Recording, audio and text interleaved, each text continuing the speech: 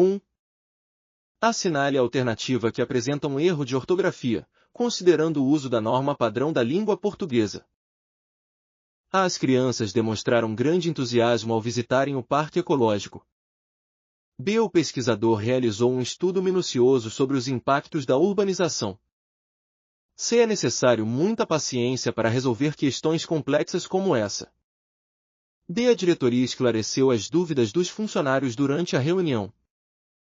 E. Muitos profissionais estão se preparando para as provas de certificação. Resposta. C. É necessário muita paciência para resolver questões complexas como essa. Há um erro de concordância, pois o adjetivo necessário deveria concordar com o substantivo paciência feminino singular. A forma correta seria: é necessária muita paciência para resolver questões complexas como essa. 2.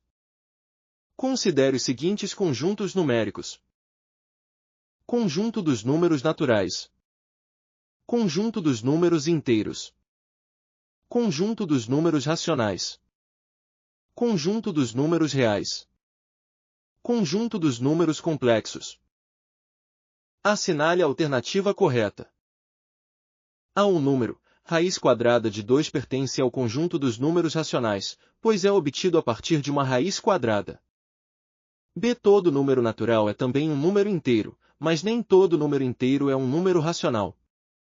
C. O número 7/3 pertence ao conjunto dos números racionais, mas não pertence ao conjunto dos números inteiros. D. O número i, unidade imaginária definida como i ao quadrado igual a -1, pertence ao conjunto dos números reais. E. O número 0 pertence apenas ao conjunto dos números naturais e não pertence aos números inteiros. Resposta. A alternativa C está correta, pois 7/3 é um número racional expressável como fração e não é um número inteiro.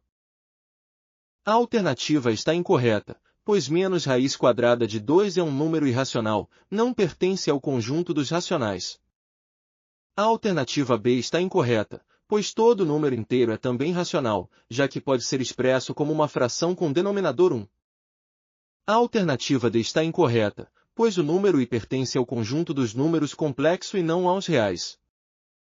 A alternativa E está incorreta, pois o número 0 pertence tanto ao conjunto dos números naturais quanto ao dos inteiros. 3. Assinale a alternativa correta com base nos conceitos de Internet e Intranet. A Internet é uma rede privada restrita aos usuários de uma organização, enquanto a Intranet é uma rede pública acessível globalmente. B. A Intranet utiliza os mesmos protocolos e tecnologias da Internet, mas é destinado exclusivamente ao uso interno de uma organização. C. O protocolo HTTPS é usado exclusivamente em redes intranet, garantindo a segurança dos dados dentro de organizações. D. O acesso à Internet requer autenticação obrigatória, enquanto o acesso à intranet é irrestrito para qualquer dispositivo conectado à rede. O conceito de intranet está restrito à troca de e-mails internos em uma organização, sem suporte a outros serviços digitais. Resposta. B. A intranet utiliza os mesmos protocolos e tecnologias da Internet, mas é destinado exclusivamente ao uso interno de uma organização. A está incorreta, pois os conceitos estão trocados. A Internet é pública e global, enquanto a intranet é privada e restrita. C. Está incorreta, pois o protocolo HTTPS é utilizado tanto na Internet quanto na intranet para garantir segurança nas comunicações. D. Está incorreta, pois a autenticação é mais comum em redes privadas intranet para limitar o acesso a usuários autorizados.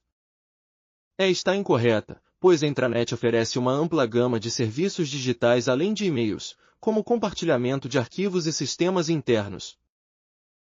4. Com base nos conceitos Código de Conduta e Integridade da CAESB, analise as afirmativas abaixo e assinale a alternativa correta. A. Apenas os administradores e os agentes públicos estão sujeitos às disposições do Código, pois os colaboradores, empregados e terceiros estão regidos por normas específicas. B. O conceito de agente público inclui exclusivamente aqueles que ocupam cargos efetivos ou comissionados na CAESB, não abrangendo vínculos temporários ou voluntários. Seus colaboradores são considerados agentes públicos, uma vez que desempenham funções mediante contrato de trabalho firmado diretamente com a CAESB. D. O conceito de terceiros abrange tanto pessoas físicas quanto jurídicas que mantenham relação contratual com a CAESB, desde que não se enquadrem como colaboradores. O empregado da CAESB é considerado um agente público, mas não está submetido às disposições deste Código caso atue exclusivamente em cargo efetivo. Resposta. D. O conceito de terceiros abrange tanto pessoas físicas quanto jurídicas que mantenham relação contratual com a CAESB, desde que não se enquadrem como colaboradores. A está incorreta, pois o Código se aplica a todos os grupos mencionados, sem exclusão. B. Está incorreta, pois o conceito de agente público inclui vínculos temporários e voluntários, conforme descrito no texto. C. Está incorreta, pois colaboradores, segundo o texto, não são agentes públicos, mas pessoas físicas prestando serviços por meio de empresas terceirizadas. E. Está incorreta, pois todos os empregados da CAESB estão submetidos ao Código, independentemente de ocuparem cargos efetivos ou comissionados. 5. Com base no Regulamento de Licitações e Contratações da CAESB-RIUC, os procedimentos licitatórios, de contratação e demais ajustes da CAESB devem observar a seguinte diretriz. A. O fracionamento de despesas para contratações diretas é permitido, desde que seja justificado por economia de escala. B. A modalidade de licitação pregão é a única autorizada para aquisição de bens e serviços, independentemente da motivação. C. A observância da política de integridade nas transações com partes interessadas é facultativa, dependendo da natureza do objeto contratado. D. A padronização dos instrumentos convocatórios e das minutas de contratos deve ser previamente aprovada pela área jurídica da CAESB.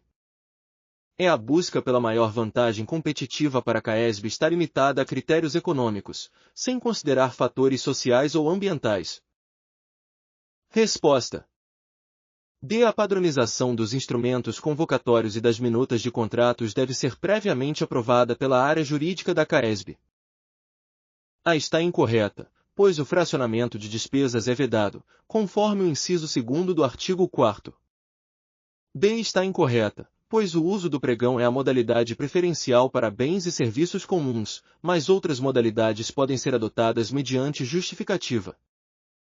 C. Está incorreta, pois a observância da política de integridade é obrigatória, conforme o inciso 6º. E. Está incorreta, pois a busca pela maior vantagem competitiva deve considerar fatores econômicos, sociais e ambientais, conforme o inciso 4º. 6. Com base na Lei nº 11.445 de 2007 e suas alterações, os serviços públicos de saneamento básico serão prestados com base no seguinte princípio fundamental. A universalização do acesso e a prestação efetiva dos serviços de saneamento básico estão condicionadas à viabilidade econômico-financeira exclusiva do prestador de serviços. B. A integração das infraestruturas e dos serviços de saneamento com a gestão eficiente dos recursos hídricos é opcional e depende da legislação municipal. C. O estímulo à pesquisa e ao desenvolvimento de tecnologias no setor de saneamento deve considerar a capacidade de pagamento dos usuários e a adoção de soluções graduais e progressivas. D. A redução e o controle das perdas de água na distribuição são princípios secundários que não influenciam diretamente na racionalização do consumo pelos usuários. A prestação regionalizada dos serviços visa apenas a redução de custos administrativos, sem relação com a universalização ou a viabilidade técnico-financeira. Resposta. C. O estímulo à pesquisa e ao desenvolvimento de tecnologias no setor de saneamento deve considerar a capacidade de pagamento dos usuários e a adoção de soluções graduais e progressivas. A. Está incorreta, pois a universalização do acesso não é condicionada apenas à viabilidade econômico-financeira do prestador, mas deve considerar outros fatores, como políticas públicas e a garantia de acesso igualitário. B. Está incorreta, pois a integração das infraestruturas com a gestão eficiente dos recursos hídricos é um princípio obrigatório estabelecido pela lei. D. Está incorreta, pois a redução e o controle das perdas de água são princípios fundamentais diretamente relacionados à racionalização do consumo. E. Está incorreta, pois a prestação regionalizada dos serviços também objetiva a universalização e a viabilidade técnico-financeira, além de possíveis reduções de custos. 7. Com base nas responsabilidades do prestador de serviços de abastecimento de água e esgotamento sanitário, conforme estabelecido pela Resolução nº 14 de 2011 e suas alterações, assinale a alternativa correta. O prestador de serviços é responsável apenas pela operação e manutenção das instalações de distribuição de água, não tendo deveres quanto ao esgoto ou à ampliação das instalações. O prestador de serviços deve garantir a modicidade das tarifas, mas não precisa se preocupar com a universalização dos serviços, que é responsabilidade do poder público. Seu prestador de serviços não é responsável pela transparência nas informações e pela cortesia no atendimento aos usuários, uma vez que essas são responsabilidades exclusivas do poder público. A produção ou obtenção da água deve ser realizada de qualquer maneira, sem a necessidade de considerar o custo efetivo da alternativa escolhida. O prestador de serviços deve fiscalizar as instalações das unidades usuárias e impor sanções contratuais quando necessário, incluindo situações em que esgotos estejam presentes em galerias de águas pluviais. Resposta: o prestador de serviços deve fiscalizar as instalações das unidades usuárias e impor sanções contratuais quando necessário, incluindo situações em que esgotos estejam presentes em galerias de águas pluviais. Está incorreta, pois o prestador de serviços é responsável por todas as áreas mencionadas no artigo, incluindo esgoto e a ampliação das instalações, conforme os incisos 3º, 4º e 10. Está incorreta, pois a responsabilidade pela universalização dos serviços também é do prestador, como indicado no inciso 2º, que menciona a universalização como uma das obrigações. Está incorreta, pois a cortesia no atendimento e a transparência nas informações são responsabilidades do prestador de serviços, conforme o inciso 8º. Está incorreta, pois o prestador de serviços deve buscar a produção ou obtenção da água com o menor custo efetivo, conforme o inciso 9º. 8. Acerca da realidade étnica, social, histórica, geográfica, cultural, política e econômica do Distrito Federal DF, assinale a alternativa correta.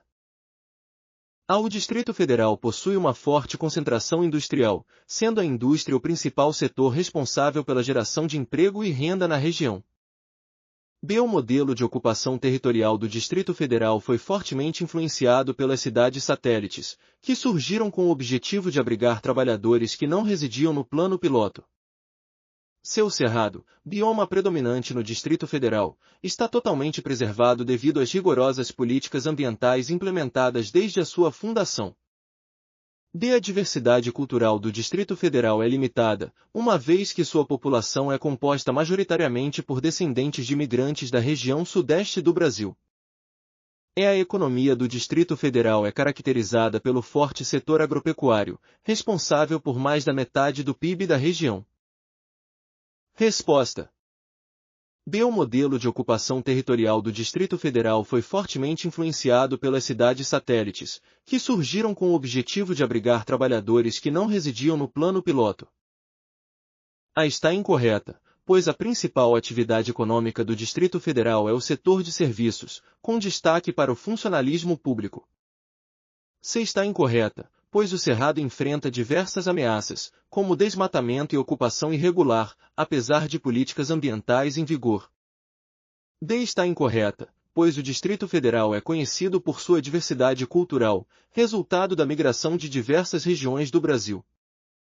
Está incorreta, pois o setor agropecuário tem menor impacto no PIB do Distrito Federal, que é dominado pelo setor de serviços. 9.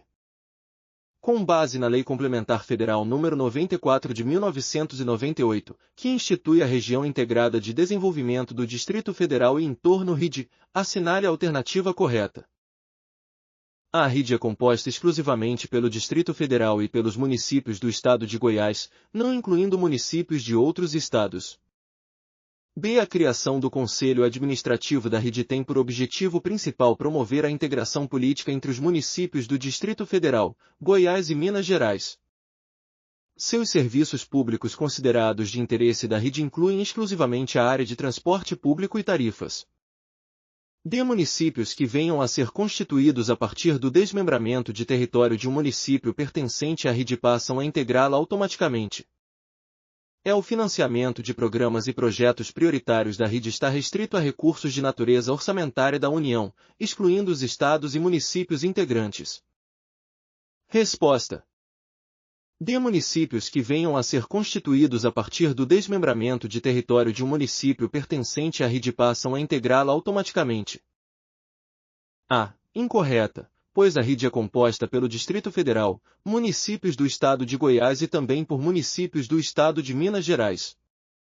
B. Incorreta, pois o objetivo do Conselho Administrativo é coordenar as atividades desenvolvidas na rede, e não promover integração política. C. Incorreta, pois os serviços de interesse da rede abrangem diversas áreas, como infraestrutura e geração de empregos, e não apenas transporte público e tarifas. E. Incorreta, pois o financiamento de projetos prioritários da rede pode contar com recursos da União, dos estados e municípios integrantes, além de operações de crédito externas e internas. 10. De acordo com o Decreto Federal nº 7.469 de 2011, sobre a Região Integrada de Desenvolvimento do Distrito Federal e Entorno RID, assinale a alternativa correta. A RID é composta pelos municípios do Distrito Federal, de Goiás e de Minas Gerais. B. A Secretaria Executiva do COARID é exercida diretamente pelo Ministério da Integração e do Desenvolvimento Regional, e a intermediação da SUDECO é excluída. Seu COARID é composto por membros do Distrito Federal, e uma participação de representantes dos estados de Goiás e de Minas Gerais. D. O Programa Especial de Desenvolvimento do Entorno do Distrito Federal visa a implementação de programas de infraestrutura básica, considerando a geração de empregos se possível. É o COARID, vinculado ao Ministério da Integração e do Desenvolvimento Regional, tem como função coordenar as ações dos entes federados que compõem a RAID, com foco na redução das desigualdades regionais. Resposta: é o COARID, vinculado ao Ministério da Integração e do Desenvolvimento Regional, tem como função coordenar as ações dos entes federados que compõem a RAID, com foco na redução das desigualdades regionais. A. Errado. A Região Integrada de Desenvolvimento do Distrito Federal e Entorno RID é composta pelo Distrito Federal e por municípios de Goiás e Minas Gerais. No entanto, a RID não inclui todos os municípios desses estados, apenas os que fazem parte do entorno do Distrito Federal. Portanto, a inclusão de todos os municípios de Goiás e Minas Gerais está incorreta. D. Errado. A Secretaria Executiva do COARID é exercida pelo Ministério da Integração e do Desenvolvimento Regional, mas com a intermediação da SUDECO Superintendência do Desenvolvimento do Centro-Oeste. A SUDECO tem um papel relevante na coordenação das ações, não sendo excluída, como sugere a alternativa. C. Errado. O COARID é composto por representantes dos três entes federativos, o Distrito Federal, o Estado de Goiás e o Estado de Minas Gerais. A alternativa está incorreta ao afirmar que ele é composto apenas por membros do Distrito Federal, com participação de representantes de Goiás e Minas Gerais. D. Errado. Embora o Programa Especial de Desenvolvimento do Entorno tenha como objetivo implementar programas de infraestrutura básica e promover a geração de empregos, a alternativa está imprecisa ao afirmar que a geração de empregos é, se possível. O programa tem como foco a implementação de ações concretas para melhorar a qualidade de vida e a infraestrutura da região, não sendo uma ação subordinada à possibilidade de geração de empregos. 11. Sobre o segundo Plano Distrital de Políticas para as Mulheres de 2020 a 2023, assinale a alternativa correta. A. O eixo 4 do segundo PDPM trata do enfrentamento de todas as formas de violência contra as mulheres, incluindo a violência psicológica, física e sexual. B. O eixo 3 do segundo PDPM contempla ações para o enfrentamento do racismo, sexismo, lesbofobia e transfobia. C. O eixo 6 do segundo PDPM visa a promoção de igualdade entre mulheres e homens no mercado de trabalho. D. O eixo 8 do segundo PDPM a promoção da igualdade para mulheres jovens e idosas. É o eixo 9 do segundo PDPM é voltado para a promoção da igualdade de gênero entre mulheres urbanas. Resposta: O eixo 4 do segundo PDPM trata do enfrentamento de todas as formas de violência contra as mulheres, incluindo a violência psicológica, física e sexual. B. Errado. O eixo 3 do segundo PDPM trata da saúde integral das mulheres, direitos sexuais e reprodutivos, e não é voltado diretamente ao enfrentamento de racismo, sexismo, lesbofobia e transfobia. Esses temas estão mais relacionados ao eixo 8, que foca no enfrentamento de racismo, sexismo, lesbofobia e transfobia. C. Errado. O eixo 6 do segundo PDPM tem como objetivo promover a igualdade para as mulheres rurais, não se limitando à igualdade no mercado de trabalho entre homens e mulheres de maneira geral, que está mais relacionada a outros eixos, como o eixo 1, sobre a igualdade no mundo do trabalho e a autonomia econômica das mulheres.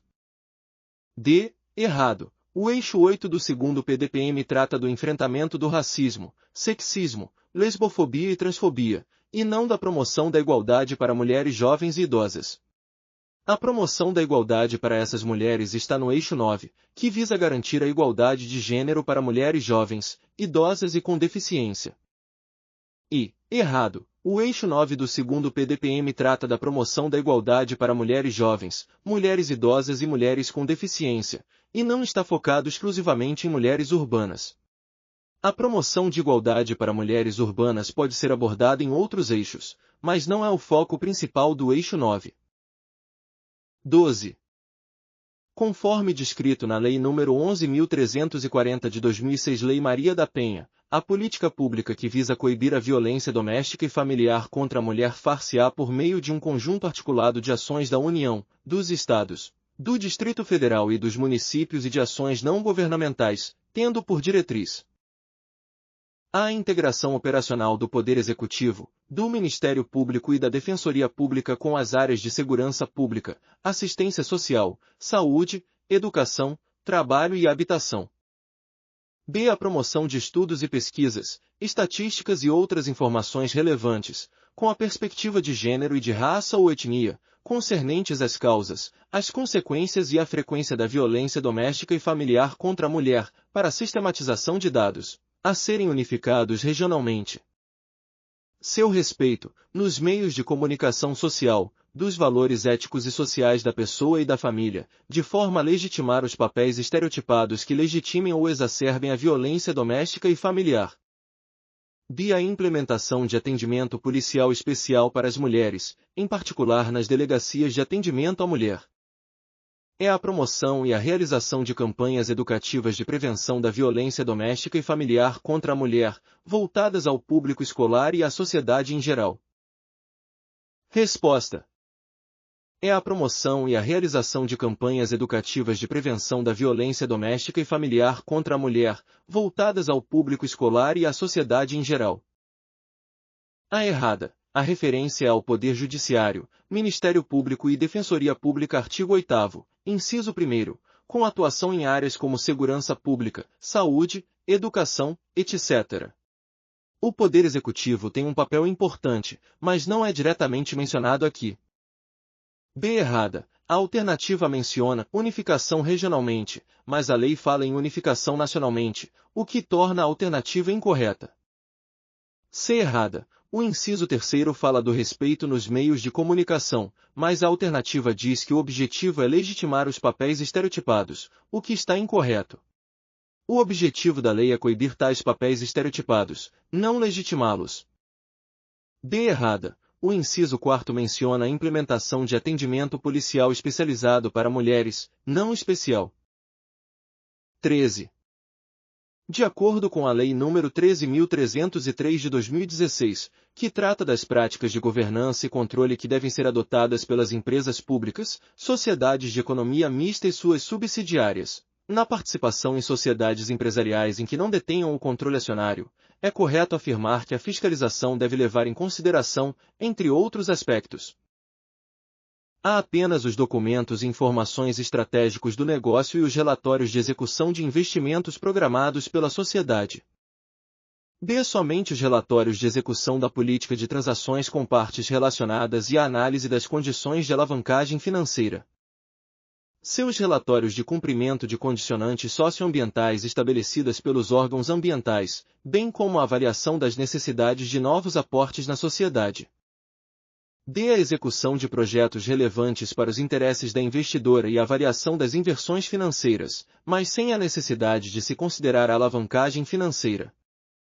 E. Todos os documentos e relatórios mencionados, como os de riscos, alavancagem financeira, transações com partes relacionadas, entre outros, conforme a relevância, materialidade e os riscos do negócio.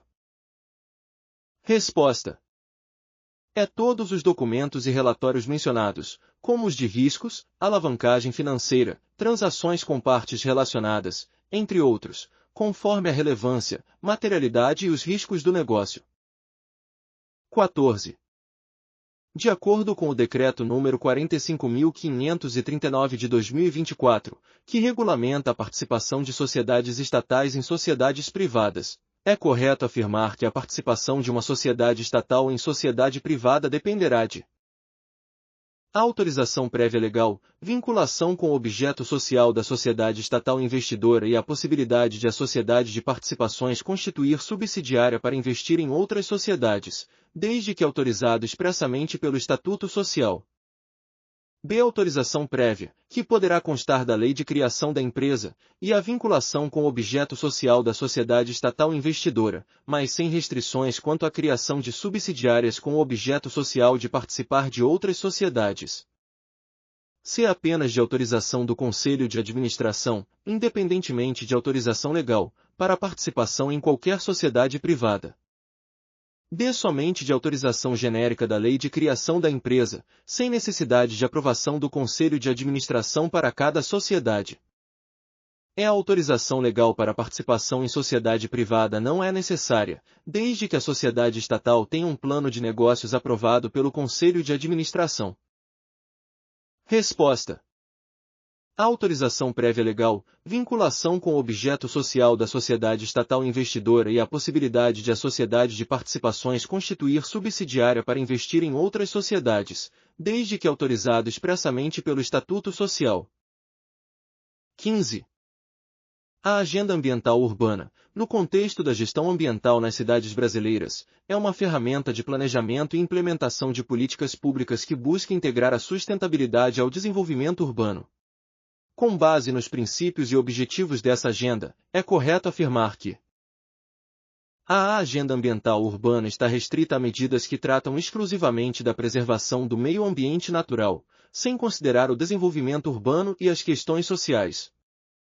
B. A implementação da agenda ambiental urbana depende apenas da iniciativa de órgãos ambientais federais, não sendo necessária a colaboração de governos estaduais ou municipais.